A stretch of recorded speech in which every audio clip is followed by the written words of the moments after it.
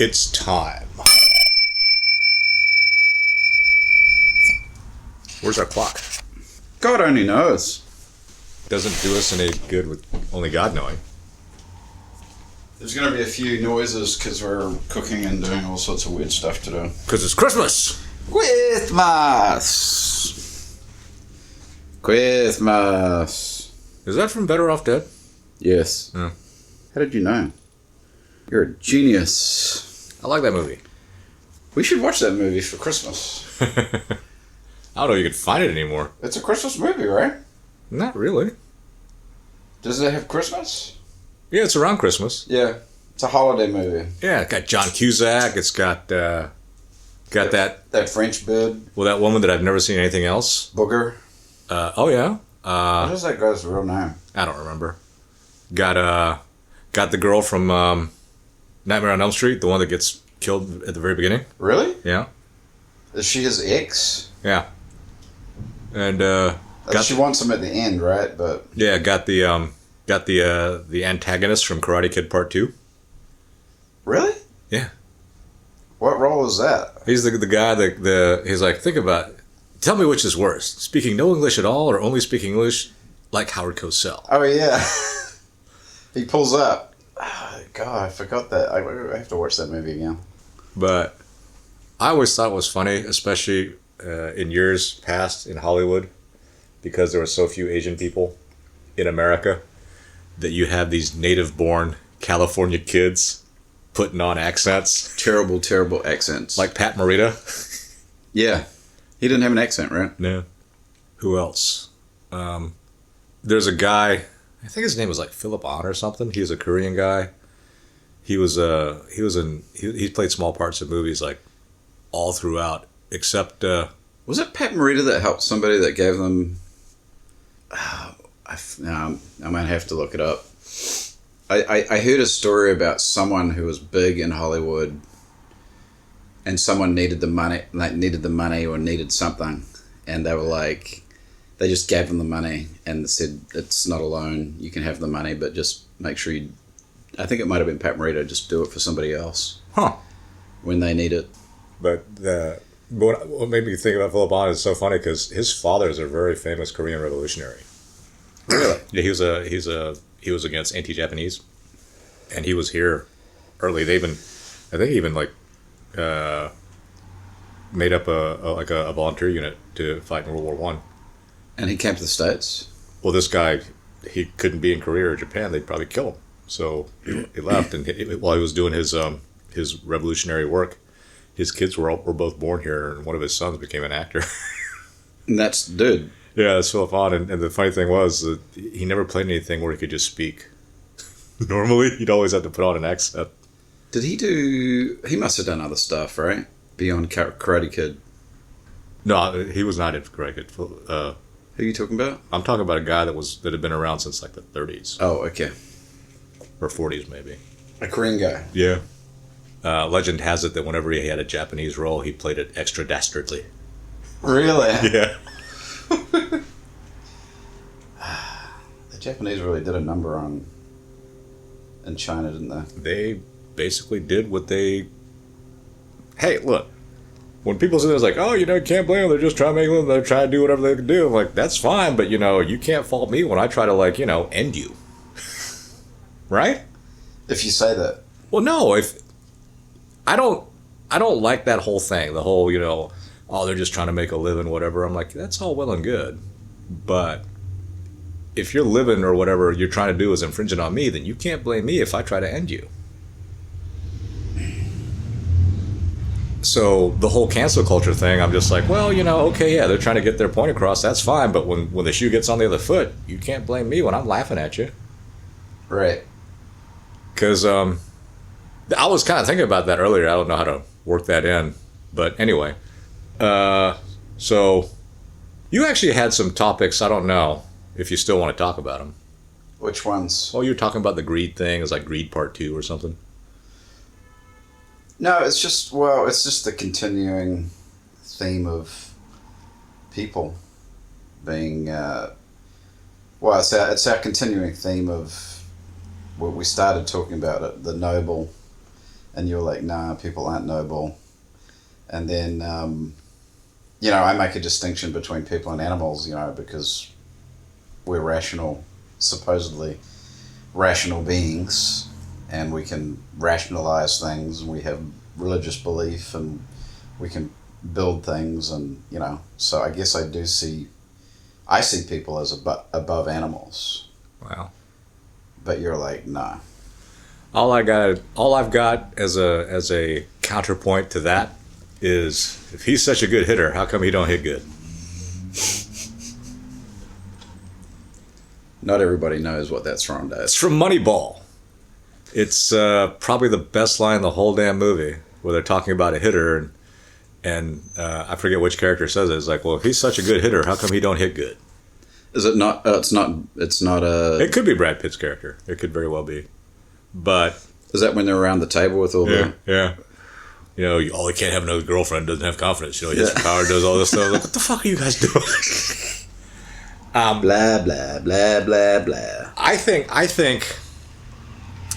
that the real. I hate looking for reasons why things are the way they are, because to me that's kind of stupid. And it's stupid because I've never been the type of person where I'm like, if you do something wrong, you should apologize. I'm like, okay, fine, you should apologize, whatever. But shouldn't we fix it? Right? If you did something wrong, let's fix it. I don't care. And this is in the context of a lot of work stuff, right? Thankfully, most people don't have jobs that are just where things are so much on the line that if you screw up super bad. Right. But, I've always been the type of person where, okay, someone screws up, they don't need to frickin' perform their apology and show how devastated they are for messing up. Right. I want them, let's fix it. Hopefully we catch it in time. If we do, great, let's fix it. No problem. Hopefully you learned not to do it again. Right. Many people in my experience do not. But you have to get to the root. Don't you have to get to the root cause of things before you can figure out how to fix it, though? Sometimes. Not always. Well, many people take this attitude to where if they figure out the root cause of the problem, then that solves the problem. And you're like, no, you've just identified the problem. Right. I'm just like, no, you're missing a crucial step, and that's solving the problem. Well, that's your issue with the academics. My issue with the academics is long. That's one of your issues with academics. My issue with academics is so long you couldn't fit all my issues on a roll of toilet paper. So you don't really like books written by academics, or do you? That's a tough one. Well, what if it's an academic that's also done a lot of practical stuff? What kind of? Because there are academics that live in both worlds, that do stuff in the business context or whatever, and they do their academia. If it's an honest academic, unfortunately, with academics, and let's go to medical trials, clinical trials, there's a lot of pressure to keep on getting money. Okay. And there are more than a handful of situations where there are people that fudge numbers and do whatever to keep on getting funding. Now, one would hope that people are, and this brings me back to why I think the big reason is why people are the way they are. One would hope that people will sit there and do things and be honest about them. But, it's real easy to sit there and just kind of like rationalize it.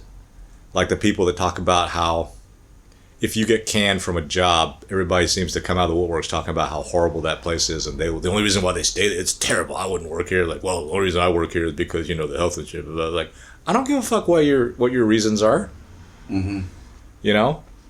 I remember people.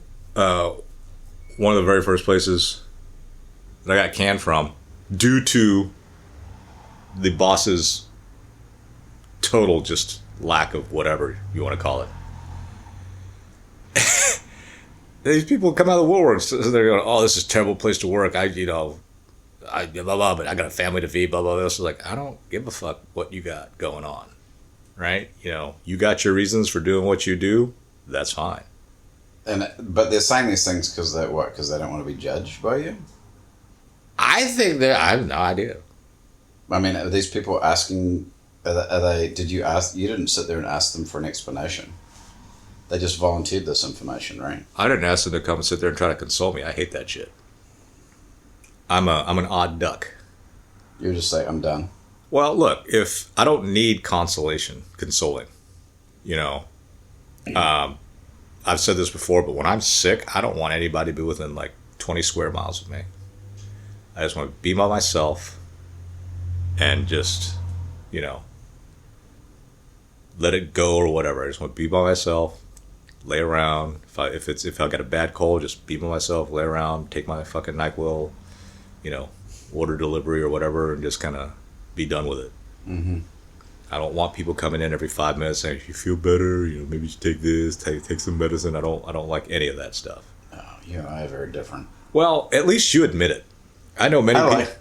Yeah, cuddled. Right. I know many people that also like that, but Bring some soup. But then they're all like, "Oh no, I don't like that either." I'm like, "What the fuck? You're such a liar." Rub my back. But I think the big reason why people are the way they are, and why the world is the way the world is the way it is that we have a real naivete, I guess, about other people. Mm-hmm. Well, about ourselves, and by extension, other people who think or act like we do, or say the things. Because people talking about on the conservative side of stuff, everybody's talking about how like Democrats just totally ruin everything that they're in, and I'm sitting there going, okay, that's all well and good, but why do they keep on voting them in? It's like frickin' Kmart. You guys have Kmart in your country? Yep. Okay, so when I was growing up, Kmart was like Walmart, essentially. It's Yeah. like that in New Zealand too. Yeah, I don't know if they still came out, but there was. Yeah, Kmart. The Kresge family made a fortune selling low cost stuff. Right. And the funny thing was like, in my childhood, Kmart was like one of the highest performing places, right? I mean, there's Kmart everywhere. Mm-hmm. And no one ever admitted to shopping at Kmart. Like when I was a kid, people would sit there and try to be all hoity-toity about how much money their parents had. Like, my parents don't go to Kmart. I'm like, well, that's fucking amazing because there's like 2 of them in our town. Right. Somebody's going. Yeah. And it's not like I was poor, but we weren't super wealthy either. Right. We weren't a Rockefeller. Shit, even if you were a Rockefeller. Yeah, no kidding. Especially, I bet if you were a Rockefeller, you'd have people go to Kmart and buy. You'd have your staff, go to Kmart and buy all this shit for us. Like our toiletries and stuff. Right. But there seems to be a real naivete of how we see ourselves as good, for lack of a better word. Mm-hmm. And anyone who happens to spout or agree with us, they must also be good. And I'm sitting there going, just that line just keeps on hitting my head, right? It's like, if he's such a good hitter, how come he don't hit good? If you're such a good person, how come you do all this crappy stuff? And I was reading, I forget what I was reading, but it was on the radio a couple of weeks ago when I was heading to the gym on Saturday morning. They have snippets of some pastor talking, and there's a name for it, but I call it the Diet Coke effect. You're right. And he was talking about the Diet Coke effect as pertains to religion. And he was sitting there saying, all these people, there are a lot of people that sit there and think, I can do whatever I want. I got God. He will forgive me. God is so powerful. He wash away all sins, blah, blah, blah, blah, blah, blah, right? And the pastor's like, that's true. God is that powerful. He can do all that stuff. But you can't go around sitting there thinking I can do whatever I want. Like if you intend to do bad stuff and then be forgiven later, mm-hmm. that don't fly. Because then you don't have to really try to be good at all. Yeah. So he was like, theologically, that don't fly. That don't get forgiven. And I'm sure people are like, what? Huh? Well, I don't think people like to think about the fact that God's looking at them all the time. Well, not even that, but you've run into people like that. You've run into people that do the most despicable stuff, and the first annoying words out of their mouth are like, "I'm a Christian. I'm going to be saved." Blah blah blah. I was like, it's not Diet Coke. It's like, Do you know what I'm talking about? Have you run into those people? yeah. I guess not as many people as I have then. Because you're like, okay. I don't see what your issue is. I think everybody's petty, and in my search for like a good church and a good community around that church, I think I just have very unrealistic expectations of expecting people to be different in a religious context from any other context. And what's your expectation? What's that? What's your expectation of people? You mean in a like a religious? Whatever context. You can tell me what the context is and just tell me, but because I have one expectation. I expect people to try and be good to each other, and I expect them to try and like better themselves and not be shitheads to other people. Okay, so we have pretty much the similar, because I just expect people. I want people to try, knowing full well that we're going to fail. Not all the time. We're going to fail. Even in like the most intense moments, like the hardest stuff, you're going to fail. I think those are the hardest times, though. Yeah, and you're probably going to fail. I like to say stuff like, oh, I'm not going to steal $10, but 10 billion. But if I really thought about it, the person who will steal $10 is the person that will steal $10 billion. Because they're like stealing, because they don't care about the stealing part. Yeah. So it doesn't really matter about how much it is. So someone who's not going to take a couple of $100, they're probably not going to take a couple of $billion. Someone who's going to try to steal $5 from a little kid, that person will steal from just about anybody. I have a hard time getting my head around the fact that there's people running around like that. I don't. Why? I don't know, because I expect people to. I guess I'm just like I don't know if romantic is the right word for it, but I don't think that's the right word for it, but we can just kind of go with it. I just expect people to try and be better, do better, and it's a constant source of frustration to me when I see people being just awful. Do you ever put that lens on yourself? I know this sounds like a repeat, but I don't know if it's a repeat or not. Well, no, because we we've actually almost had the very, very same exchange. I don't remember when, but it was a while ago. Not really. You said something very similar to what you just said, and I said what I was about to say and stopped myself. Well, I don't think you should stop yourself. Well, it was a repeat. It's like, so the question was going to be, do you put that lens up to yourself? I mean, we all think we kind of do. I don't know that I do. Okay. Because I don't know. Another thing that really bugs me is I call it coercion, but it's really trying to, what's the word? It's really trying to it is coercion. It's making people do what you want them to do, whether it's through bribes or through more painful ways, like the police state. They're all just trying to make you do whatever it is they want you to do. Mm-hmm. Any bunch of people is really just trying to influence you to do what they want you to do.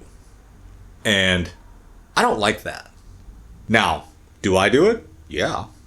But what I'm trying to get other people to do is leave me the hell alone.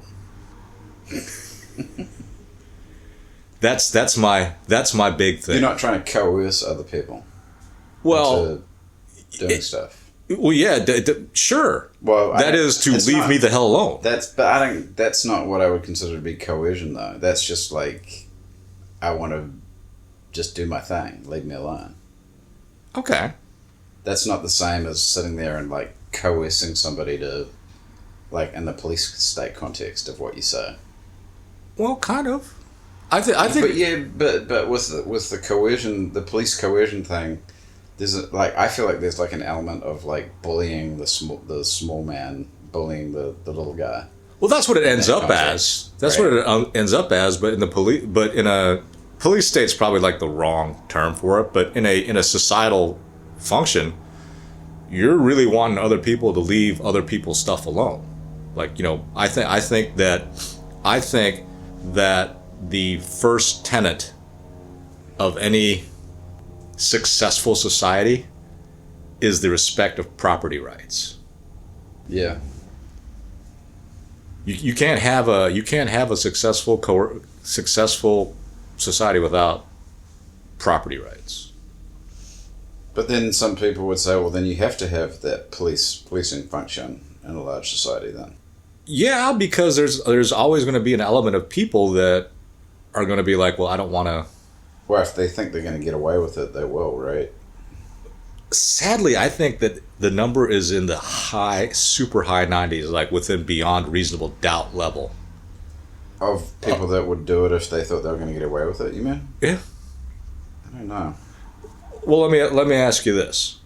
Do you think all the people that demonstrated at the Capitol during the election, the 2020 election results, right? Mm-hmm. Do you think those people would have showed up if they thought that there was a chance that they'd be sitting there rotting in jail? Yeah. No. So I use that as the counter argument to what you just said. The only reason why that wasn't like they made it out like it was some kind of an insurrection. It was never an insurrection. It was a protest. Right. Yeah. Without going into what people thought or whatever, right? Why do people sit there and block the 101 freeway in the middle of the day?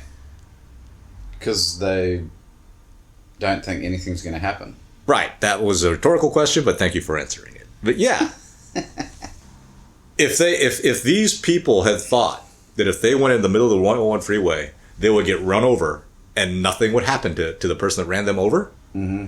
I don't think you'd get anybody out there. No. Well, they're counting on that not happening.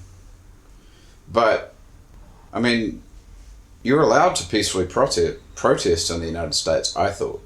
Yeah. But then there's... But what is a peaceful protest? Is blocking an entire freeway peaceful? Well, that causes disruption. Sure. But is it peaceful? And you know what the answer is? Depends. Well, depends on what? Whose side you're on. No, who's in power. Well, that's the fucked up thing about... Was it January 3? Is that when it was? 6th. 6th. That's the fucked up thing about it. This whole thing about who's in power, you know who's in power. Sitting there talking about how you're a victim while you're still in charge doesn't really cut it. And it's like we've both gone into some kind of brain freeze. I've been in a brain freeze for days. I don't know what the hell's going on. I do, but I'm not going to divulge any confidential medical conditions. Oh, yeah, let's not talk about that. It's not even really a medical condition. I'm not going to divulge embarrassing facts. Oh, shut up. Well, it's not embarrassing. It happens to most people. Let's not talk about it. Good Lord, people might figure it out. There's no way anybody's going to figure that out. They're going to start thinking weird shit like, oh, maybe he's got a tumor. It's not a tumor. It's not a tumor at all. How did that fucker ever become famous? Well, we have our. We can't say that either. We shouldn't, because while that person is a public figure, and while we're not saying anything with malicious intent, or he might just get a wild hair up his ass. Yeah, and we don't have the money to defend a lawsuit. Yeah. Actually, we do. We have different ideas of where we want to spend that kind of money. Yep. Well, I don't even know what we're going to call this episode. The shit episode, maybe? Well, I suppose we could. I don't know. What did we even talk about? Same thing we talk about every night, It's like Pinky. an episode of Seinfeld. Of what? What'd you call me? Pinky. Pinky. Pinky in the brain? Yeah. What are we going to do tonight, brain? The same thing we do every night, Pinky. Find a plan to take over the world. All right. Well, on that note, I think we need to put this episode out of its misery. Yeah, plus we got a pizza in the oven, so. All right, guys. Well, thanks for listening, and I guess it's getting pretty damn close to Christmas. Like, subscribe, be merry. It may even be close to Christmas Eve when you listen to this, Or Christmas Day. or Christmas Day. And if it's Christmas Day when you listen to it, man, your family must be really annoying. Yeah.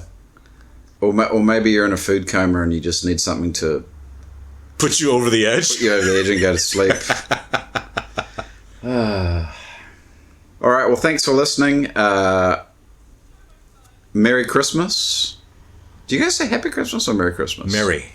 We're Americans. Why? I think Kiwis say Merry Christmas too.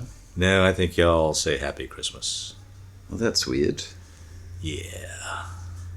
And if it's New Zealand, then everyone's going to be enjoying hopefully some good weather because it's been apparently a really just a whole one storm after another, just a shit show. Okay, well, Anytime. this is a question that I've always had that nobody... What the hell is Boxing Day? When I was younger, I had this idea that after the day after Christmas, people would sit there and just start hitting each other. No, I think it's just the dealing with the Christmas boxes. Really? No. I'm going to have to do some research, and Okay. we'll answer that on the next podcast. Or we might just answer it next year. Stay tuned to find out. Wait, will it be next year? No, I'm saying we might forget about it and go yeah. another 52 weeks before Yeah. the question comes up again. Yeah. All right, guys. Well, thanks for listening, and we will talk to you guys soon. Later. Bye.